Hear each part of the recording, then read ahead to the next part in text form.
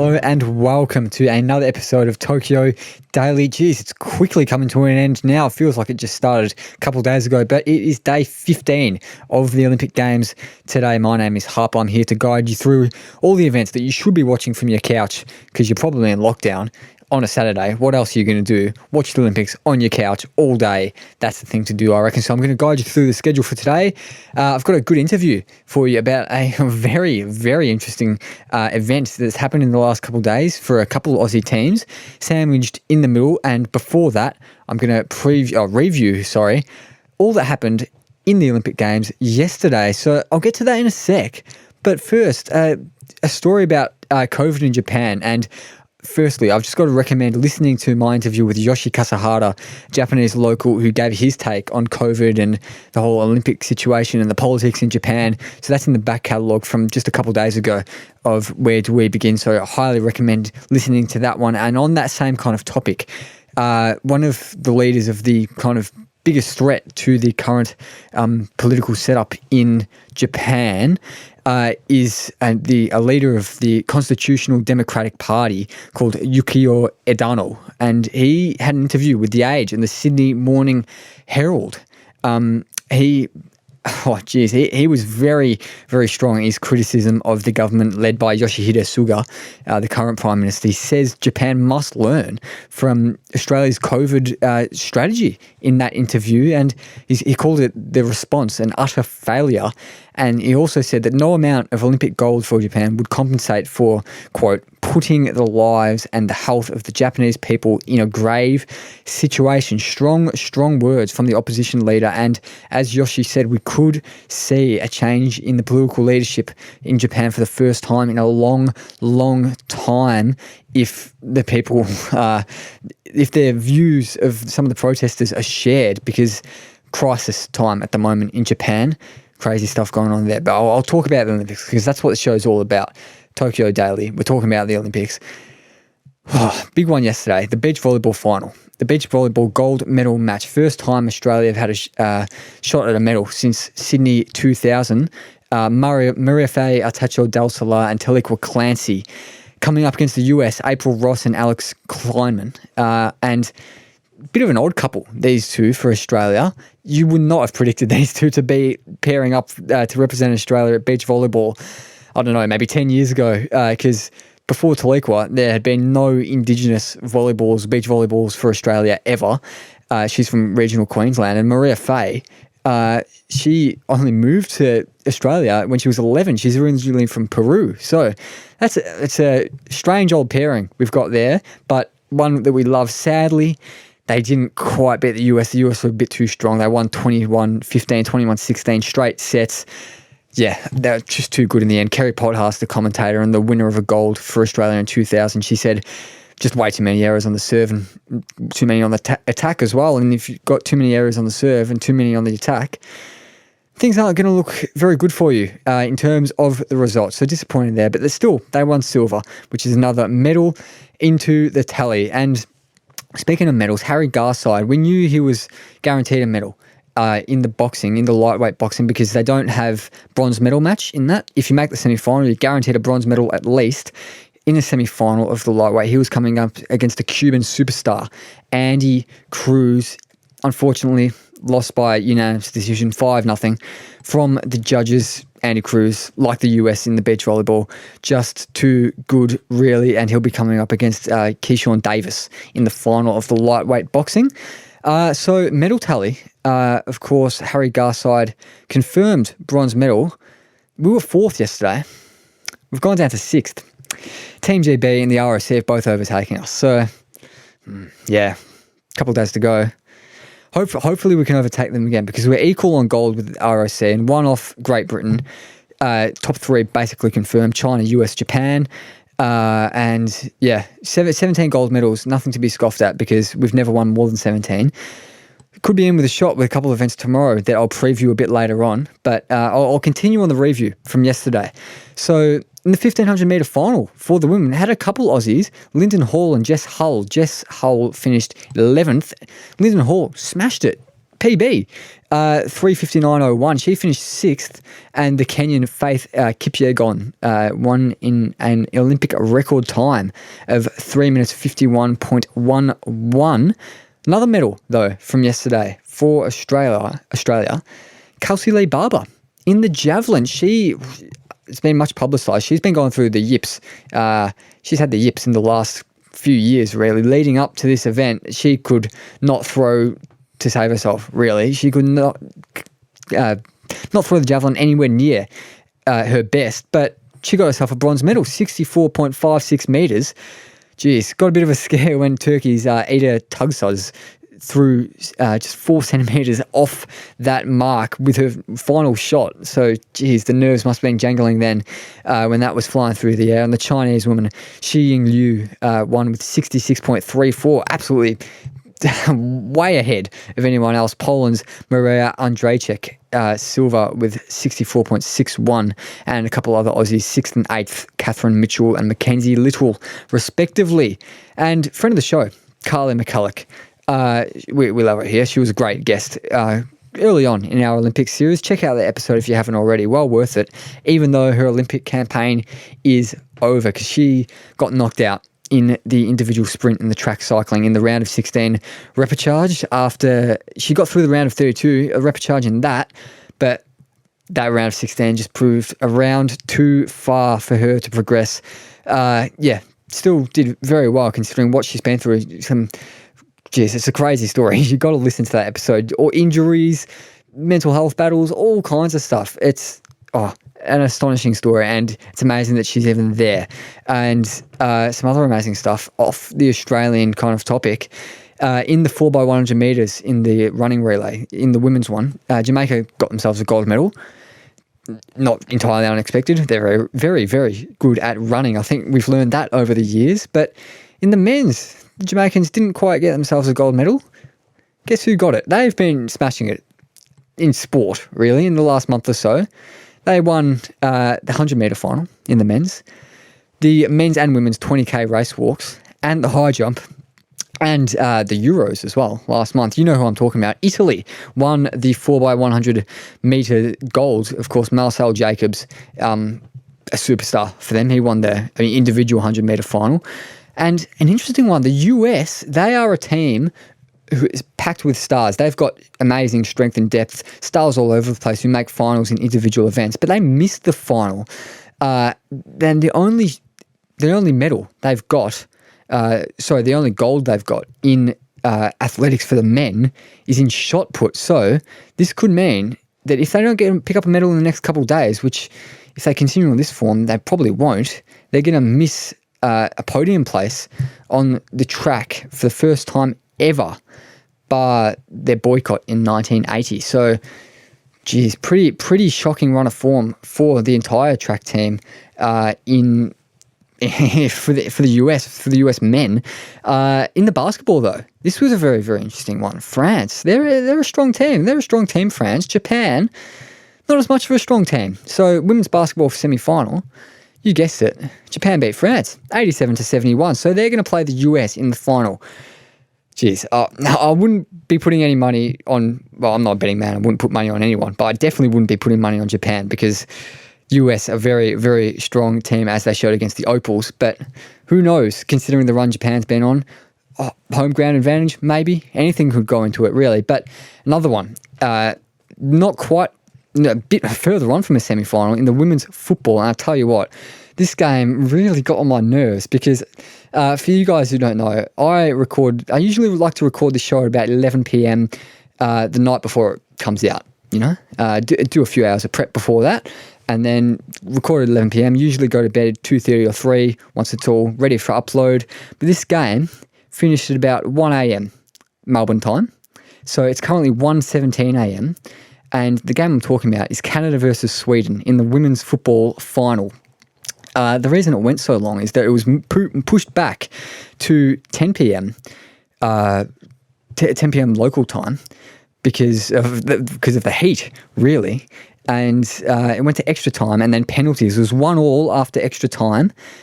And then, this was very, very annoying for me. 7 of the first 11 penalties got missed. So the penalty shootout kept on dragging on and on and on. It was very entertaining, but not great for my sleep schedule, I must say. Canada ended up winning 3-2 on penalties. Both teams missed 3 penalties in a row, but Canada won the women's football final 3-2 on penalties. Their first women's soccer gold medal, women's football gold medal, first shootout to decide a women's football gold medal, and Julia Grosso scored the winner. Great to see for Canada after that shock result against the US in the semi-final, and they were definitely underdogs in this one as well, so good on them. And another women's final that happened was in the hockey. Netherlands against Argentina. The Netherlands got up 3-1, and we've actually got a bit of a hockey expert on that I'll hand you over to. Georgia Nanscawen, former Olympian, former Hockeyroo, about 200 caps for the Hockeyroos, I reckon. So, geez, absolute superstar of the sport when she was playing it. She's now playing Aussie rules, but I'll hand you over to our expert, my interview with Georgia Nanscawen. Hey, Georgia, thanks so much for coming on the show again, talking about all the hockey. I bet you're probably feeling a bit emotionally hurt after those last few days for the Australian teams, eh? Yeah, I think it's been a little bit of a tough few days for Australian hockey. Not so much, I mean, for the men to make the gold medal game was huge, and unfortunately they couldn't get it done in the end, but should certainly be very proud of the silver medal. But yeah, for the girls, I certainly felt the pain watching, having sort of been through similar in the past, and I guess for the start of their tournament being so promising, being undefeated in the round matches to go down to India in a quarterfinal is pretty gut wrenching. But that's sport, I guess. Yeah, so maybe we'll start on those women's games. I think we'd only conceded 1 goal in the group stage, undefeated, won all our games, and then concede 1 goal against India, lose it from that. How do you reckon the girls are feeling after that? Devastated, obviously, but how do you reckon they're going to reflect on the tournament? Yeah, I mean, I think they should certainly be proud of the tournament they had. It was always going to be difficult going in, having pretty limited preparation, playing, I think, 6 games against New Zealand in 18 months is always not going to be ideal, but they certainly did everyone proud with their performances and showed that they could, put all that behind them and play some really good hockey through the round games. And unfortunately, that quarterfinal system, it doesn't really reward you too much for finishing top of your pool. And as you say, 1 goal against India was enough to knock them out of the tournament. So, yeah, it'll certainly be very hard for them. I think, they've got 2 weeks of quarantine, unfortunately, to reflect on it. But, it'll take a little bit, I think, to get over it. But, yeah, they should feel very proud given the preparation that they've had, and also with the changeover of coach a couple of months ago. They should be proud of the performances they had. Yeah, so especially in that group stage, they probably bounced back pretty amazingly considering the tumultuous time they went through in the last few months, probably one of the most tumultuous times in their history, if not the most tumultuous time. But you mentioned the quarterfinal system. What is that? It's a bit strange. Yeah, so essentially it didn't reward finishing, where you finished, you end up, it's a knockout quarterfinal anyway, which is what it was in Rio as well. And unfortunately, they went down to New Zealand there. But, top plays, I think it's, third in the other pool or whatever it is. But, essentially you don't get too much reward for finishing top.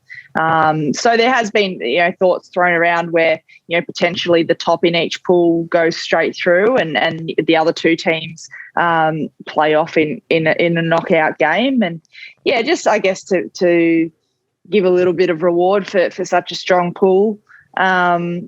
But unfortunately it's a pretty brutal system and you really do have to be switched on for those knockout games, and it didn't fall their way this time. Yeah, devastating to watch that game. But for those who didn't watch it, I know I spoke a bit about it, reflected on it after it happened, but talking to a bit of an expert about it, I'll ask you this. Do you reckon India deserved the win, or was it a kind of smash and grab performance where they just nicked one goal and held out from there? Oh, I think they won the game. They deserved the win. They played really well in the first half. I think that the chances that we created were sort of equal to theirs. They were playing a really good style of hockey, probably quite a different style than what they've played under previous coaches. I think that their structure was really good, and they're playing some good attacking hockey and got the goal. And then probably more in classic India style, they defended like hell in the second half, and I mean, it worked for them. So you got to give them credit there. They scrapped it out and made it very frustrating for the Australian girls to try to get the goal back. So credit to them, absolutely deserved the win. You got to turn up on the day, and that's what they did. Now, I know you're not neutral on this, and I'm not either, but you're definitely more knowledgeable than me. Did you consider India to have any chance? Obviously, any team can win on any day if they turn in the right kind of performance, but did you consider India much of a shot at all heading into it? Oh, I think Australia would have absolutely gone in favourites. Probably looking at the quarterfinal matchups on paper, it probably looked like I guess the easier quarterfinal for Australia to draw, to not come up against Holland or a Germany or something in a quarterfinal. Was good for them. But yeah, I think as you say, anyone's got a shot to win it when it's a knockout, cutthroat game. And in the end, that's what India did. So it doesn't really matter what it looks like on paper. It's all about the day. And unfortunately, as I said, it didn't go Australia's way, and it'll hurt for a little while, I think. You mentioned the Netherlands there, who Australia could have potentially drawn, and they went on to win the tournament just half an hour ago or so. And friend of the show, Alison Anna, the coach of them, of course. So well done to her if she's listening, which she probably isn't. But they beat Argentina 3-1, I think it was. Did you watch that game? Yes, yeah, I did. Yep. What did you think of it? How'd that game play out? I think Holland had a pretty big point to prove from the start of the tournament. They look like they were on a bit of a mission to win it, given their silver medal in Rio, which was probably a bit of a shock to everyone that they didn't win that one. So they were sort of right on it from the start, and going into the game, I think Argentina probably didn't have an amazing tournament through the group games, but again, got themselves to that gold medal game. And I think Holland went in absolutely as favourites, as they would have done at the start of the tournament. And in the end, the class of the team just shone through, and pretty comprehensive win in the end, and thoroughly deserved. I think they're clearly the number one team in the world for a reason, and a very well deserved gold medal. And the commentators were saying they've been the dominant team of the century and just lost in a shootout to Team GB in 2016, I think. So good on them for finally getting their gold medal this time around. But moving on to another bit of a heartbreaker in Australian hockey, the Kookaburras against Belgium. Jeez, the shootout loss after that 1-1 draw, how are you feeling after that? Yeah, I think, again, it's heartbreaking for the boys to fall so short. Credit to them for making that gold medal game. I mean, there was the huge disappointment in Rio when they went out in the quarterfinal stage, and then two bronze medals before that. So a silver they should absolutely be very proud of. But again, I think will sting for a little while to come so close and to lose in a shootout. It's always a pretty tough way to go down. And I'm sure they'll reflect, and after they get over that bit of disappointment, they'll be pretty proud of the silver medal.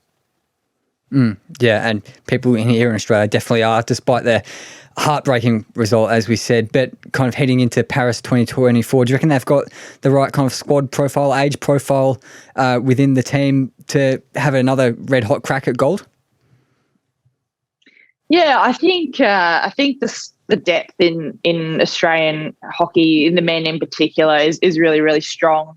You see guys like Tim Brand, who had a standout tournament, and he's in his very early 20s.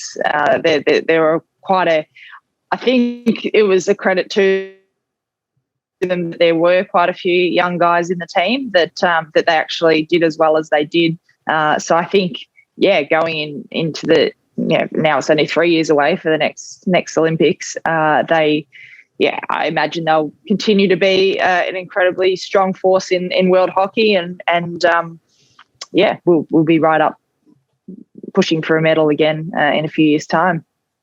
And number one in the world, didn't lose a single game in regular time throughout that whole tournament. So it's going to take some team again in Paris 2024 to knock them off if they're anything like they were this time. But I think that just about finishes it for tonight, Georgia. So thanks so much for coming on again. You've been a legend all throughout this series, really. So really appreciate it. No, thanks for having me back. Thank you so much, Georgia, for coming on the show and teaching me about hockey, really, and teaching hopefully some of the listeners as well about, because when it comes to hockey, I am an absolute numbskull. I do not know anything, really. Well, one thing I do know, actually, that we haven't spoken about, the men's bronze medal match in the hockey. This was an amazing game. Even if you're not into hockey, you would have enjoyed watching this one. I must admit, I didn't watch it, but just reading the scorecard, check this out. So 2 minutes in, Germany went 1-0 up. India, they equalised in the 17th minute. So it's 1-1 after the 17th minute. Then Germany go bang, bang, 24th, 25th minute, goals. They'll go 3-1 up. By the 31st minute, by the 34th minute, India have piled on 4 goals in a matter of 9 minutes. 4 goals in 9 minutes. They've gone 5-3 up. That in any sport, 4 goals in 9 minutes, even for like an Aussie rules game, 4 goals in 9 minutes is pretty good. Germany scored another one to bring it back to 4-5, but India held on and they won themselves a bronze medal. So good on India. Very nicely done. Amazing game of hockey. Now, into our preview for what is happening today in the Olympic Games, because there are only 2 days left, and this is a big day. This is a very big day, and there is stuff on from early in the morning till late at night. So if you are in lockdown, even if you're not in lockdown, I recommend just staying home on this Saturday, watching the Olympics, because savour it. There is not much of it left. So from 7 a.m. to probably about 9:30 a.m, we've got the women's marathon. So we've got a few Aussies in this, at least Ali Pashley and a couple of other Aussies who, according to their names, they probably should be in other sports, really. We've got Lisa Waitman and Sinead Diver, and it's Lisa Waitman's 4th Olympics in a row, which is amazing. The race has been moved to Sapporo because it's quite hot in Tokyo, 31 degrees in Tokyo tomorrow. They moved it up north to Sapporo, but little did they know, it's actually turned out to be a bit warmer in Sapporo, 34 degrees tomorrow. So regretting that decision, maybe not. I guess it's hard to tell with the weather, but it's going to be, for those Aussies, it's going to be pretty tough to beat a couple Kenyans, and Bridget Koskei and Ruth Chepengetich. They'll be tricky to beat. They're the big favourites for that one. 7:30 a.m. though. From 7:30 a.m, we've got the final day of the women's golf. So we know Cameron Smith came very close to getting on the podium, just a few centimetres short of getting on the podium for the men's golf. But we've got a couple Aussies in action in the women's golf from 7:30 a.m. Hannah Green and Minjee Lee, and Hannah Green is equal third at the moment at 10 under. So she could very much find herself on the podium at the end of the day in the lead from the US at 15 under, Nelly Korda, and from India in second place, the Indian Aditi Ashok. So Hannah Green, hopefully, she's still with a shot for gold, I reckon. I'm not a golf expert, but five shots under gold, maybe. There's a chance, I guess, unlikely, but podium spot, definitely realistic. Come on, Hannah. Looking forward to that one. From 11 a.m, this is an interesting one. The diving, Cassiel Rousseau. He's in the men's 10-metre platform semi-final at 11. The final's at 4 p.m, so hopefully he finds himself in that. Sam Fricker got knocked out yesterday of the diving, so he won't be in it. And Cassiel's father, actually, grandfather, Michael Rousseau, was in the track cycling for France in Melbourne 1956. won a gold medal. So keeping up a family tradition. If he gets on the podium for Australia this time, old Cassiol Rousseau, hopefully he can do us all proud at 11:07 a.m. That's a nice little rhyming time, 11:07. We've got the women's K4 500 metre semi-final in the canoe sprint, and the final of that is at 1:19 p.m. We've got Aussies in that. What we've also got Aussies in is the men's K4 500 metre semi-final for the canoe sprint, 11:28 a.m. The men's one, final at 1:37 p.m. This is one that I'm pretty interested in. 12 p.m. The Aussie Stingers, the water polo team, are playing against the Netherlands for a 5th placed finish. Of course, Lena Mihailovic played her 50th game for the Stingers against Canada the other day, so congratulations to her. 51st coming up today against the Netherlands, who they beat in the group stage, of course, in a great win for them. Hopefully they can do that again and finish 5th, and if not, they'll come 6th, because that is how it works. At 12:30 p.m, this is a huge one. USA versus France in the men's basketball final. 12:30 p.m. Rudy Gobert and some other Frenchmen who I don't know against a star-studded US team. Listen to some episodes with Hayley Wilds if you want to get to know those two teams a bit better, because she is full. She's brimming with basketball knowledge. 3:30 p.m. Probably going to go until about 9 p.m. Got Ed Furnon, an Aussie, in the men's pentathlon. The modern pentathlon for the men consists of fencing, swimming, riding, running, and shooting. Of course, a weird little combination there, probably from medieval times or something, but quite entertaining to watch, I must say. 4:53 p.m. We have got the two Matthews, Richardson and Glaitzer, in the men's Kieran for Australia. That's going to finish tomorrow if they get through to those rounds tomorrow, but that's at 4:53 p.m.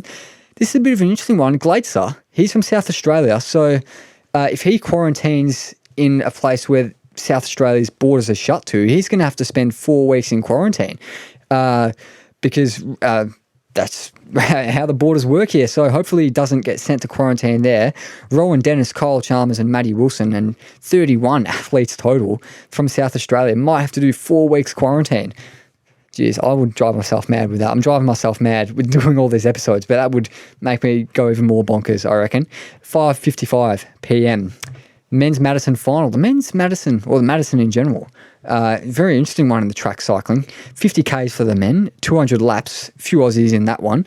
And fun little fact, heard on the commentary yesterday, did my own bit of research as well. It's called the Madison because it started in America at Madison Square Garden. So there you go. And they call it the American race in some other countries, which is, I found that quite interesting. If you want a bit of an Olympic fun fact, 8:35 p.m. This is our final night session for the Olympic Games because, of course, we've got the closing ceremony tomorrow night. 8:35 p.m. though. We've got a couple high jumpers in the women's final for Australia. Nicola McDermott and Eleanor Patterson. Neither of them made any error in qualifying to this point. They both jumped a 1.95, which is respectable, if you ask me. Very much respectable. I definitely could not do that. I probably couldn't jump 1.95 centimetres, to be honest. And McDermott, she's a star. She's in great form. Got a PB this year of 2.01 metres. First Aussie woman to jump 2 metres. Pretty good, if you ask me. 9 p.m, another basketball one. The Boomers against Slovenia for the bronze medal. Australia chasing their first ever medal in men's basketball at the Olympics. Hopefully we can go one better than we did against Spain in Rio 2016. Slovenia, of course, they lost to France. They were pipped by France by 1 point, 90 to 89 in the semi-final. They were 2 points up at halftime. Just got pipped at the post, lost by a point. They've got an absolute star on their team. Luka Doncic, Dallas Maverick, of course, in the NBA All-Star in the last 2 seasons. He's a gun. He's going to be tricky to stop, but Boomers, they are also tricky to stop because they've got some very, very good players and great team spirit, really. Bit of a cliche, but I reckon I like it. I like the Boomers. And moving on, this isn't Australia related, but worth watching if you're much of a football fan or much of a sport fan, really. 9:30 p.m, a couple of heavyweights of the football world, Brazil and Spain, in the men's football final. Few stars in this one, and of course it's just the under-23s, but you can have a couple overages. Richarlison, for Brazil. He's the leading scorer in the whole competition. He scored 5 goals, all of them in the group stage. Hat-trick against Germany as well. He hasn't scored in the knockouts yet because Brazil haven't really scored too much. They beat Egypt 1-0 in the quarter. and then Mexico on penalties after a 0-0 draw. So hasn't really his whole team hasn't really scored. But Spain, on the other hand, they smashed the Ivory Coast, Cote d'Ivoire 5-2 in the quarters, and then they beat Japan 1-0 after extra time in the semi. So Brazil-Spain at 9:30 p.m. in the men's football final to finish off the football tournaments in this one, because we had the women's final, which frustrated me, as you heard before. Ooh, that was very annoying. But 9:40 p.m. Moving on from that one, we've got the 1500 metre men's final, one of the most anticipated events for Australians in these Olympic Games, because not only have we got Ollie Hoare, who is a gun in his own right, we've also got Stewie McSweyn, who is considered a big medal favourite. Ollie Hoare's probably been elevated to that status after his semi-final performance. He broke the national record in the semi with a 3:32.35 run, 1500 metres. That is nuts, 3.5 minutes. But McSweyn then broke that record that Hoare just set by over 3 seconds, or just under 3 seconds, 3:29.51. Last medal we got in this event was Herb Elliott, gold medal in Rome in 1960. Favourites for this one: Jakob Ingebrigtsen from Norway and Timothy Cheruiyot from Kenya, and it's a field of 13. 2 Aussies in it. Pretty good representation, if you ask me. Hopefully they can do very well to round off the night session, the stuff I recommend for the Olympics today. We've got the women's and men's 4x400 metre relay finals from 10:30 p.m. So hope you enjoy that one. Hope you enjoy your day of Olympics. Hopefully you enjoy your day overall, wherever you are. If you're in lockdown, if you're not in lockdown, just have a good day. Be nice to everyone. Be happy. Keep those positive spirits up, guys. Enjoy your day. Thanks for tuning into the show. My name's Harper. You've been listening to Tokyo Daily. Thanks again, guys.